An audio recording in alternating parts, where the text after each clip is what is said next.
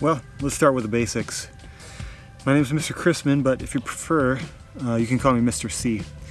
I'm 34, so I was born October 10th, 1985, which is the same day and month as Brett Favre, not the same year.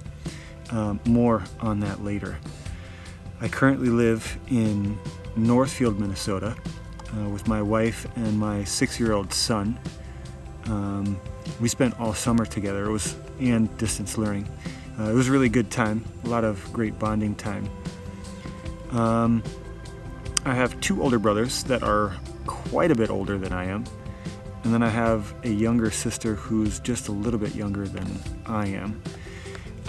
I've lived in 3 different states. I was born in Utah, but spent most of my life growing up in Wisconsin, and that's why I said more on Brett Favre later, which again we'll get to in a little while. That's about it for the basics. Now on to what is one of my number 1 passions. We'll do a little bit of a change of scenery like that, out on the lake a little bit. This is one of my passions too. I like being out on the water, but probably one of my biggest passions of all time is dinosaurs. And it really stems from the picture that you just saw. So I was born in 1985.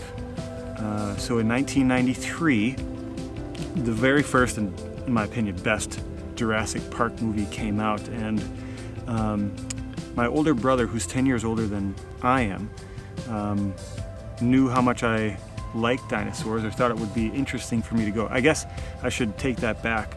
I wasn't as into dinosaurs as I was going to be after watching Jurassic Park. So he took me to the movie theater, and it was the very first movie that I ever saw in the theater. And it just completely blew my mind. I loved absolutely every part of that movie. And in particular, those velociraptors, they are my favorite dinosaur of all time, even though they are quite different than what you see in Jurassic Park.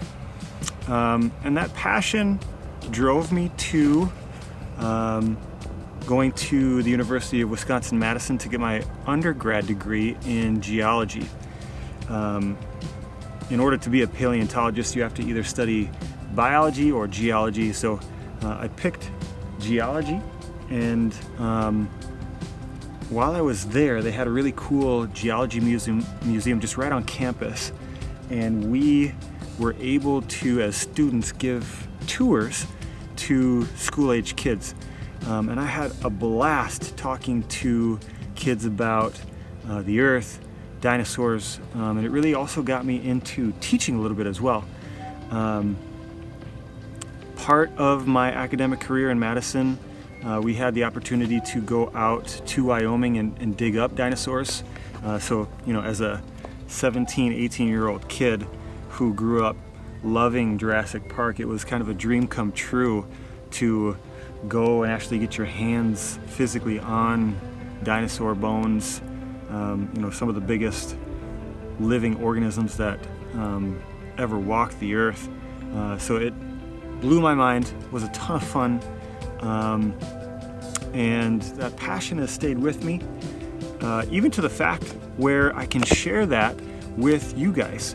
I'm able to share dinosaurs with you through a class that you can take here at Rosemount High School.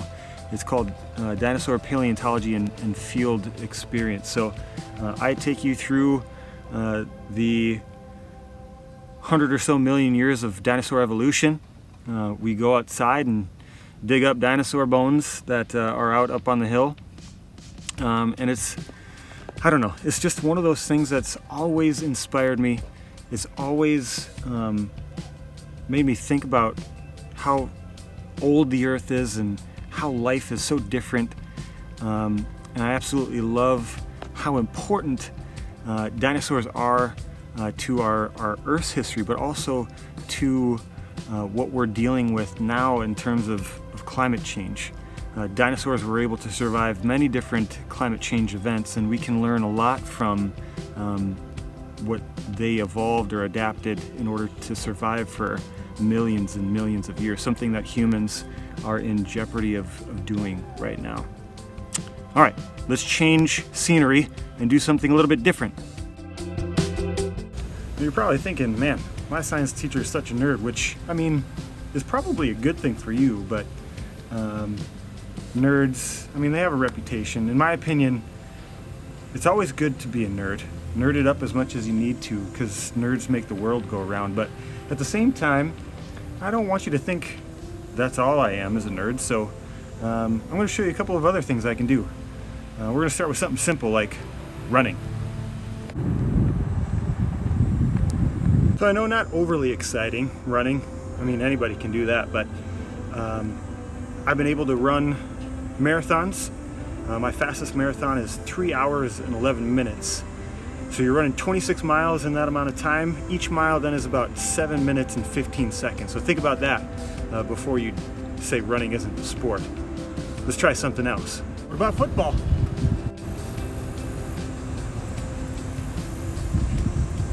Let's try some tennis.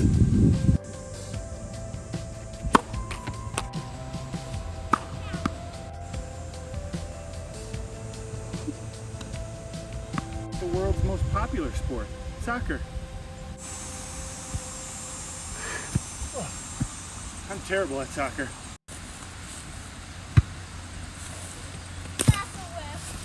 Basketball?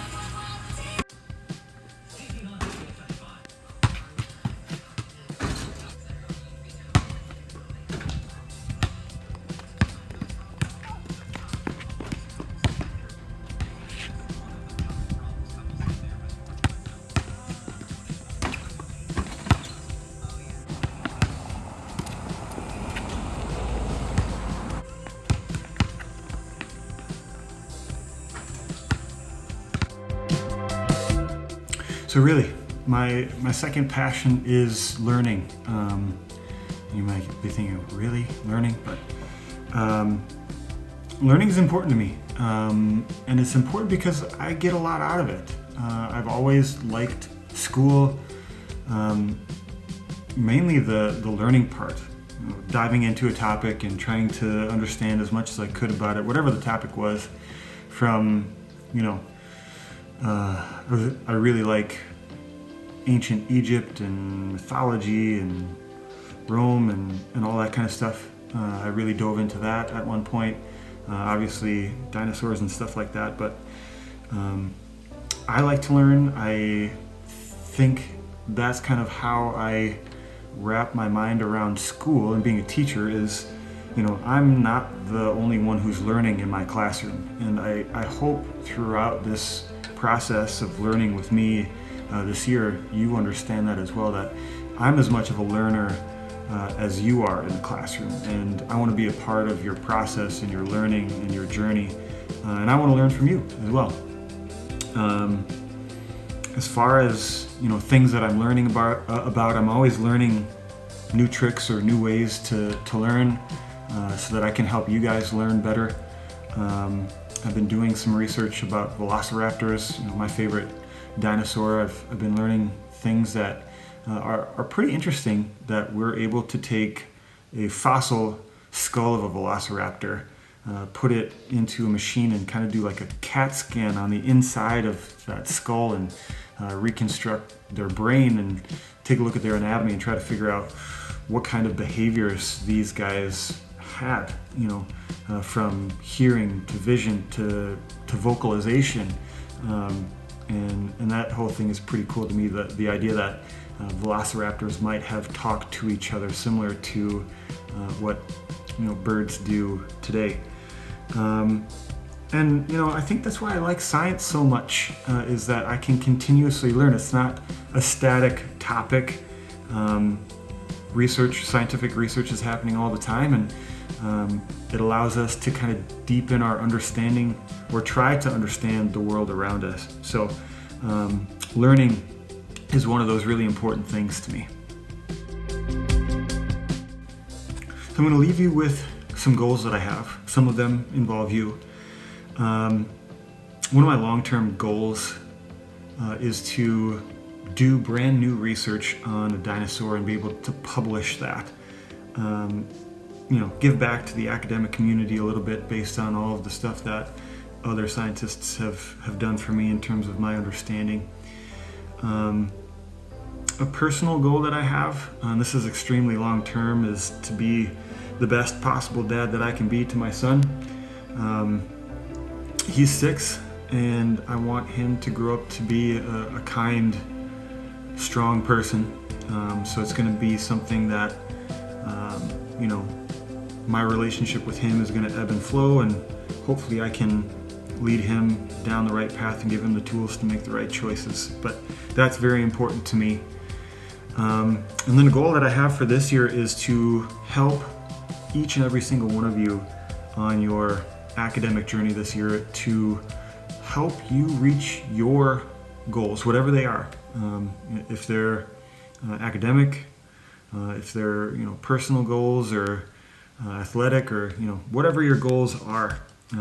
My goal is to help you attain, or at least get a little bit closer to those goals. So I'm gonna leave you with that. That's what makes me tick a little bit. If you'd like to learn more about me, have questions about things like which is better, DC Comics or Marvel, DC is better. We can talk through that. We can nerd it up about all sorts of things. That's the thing.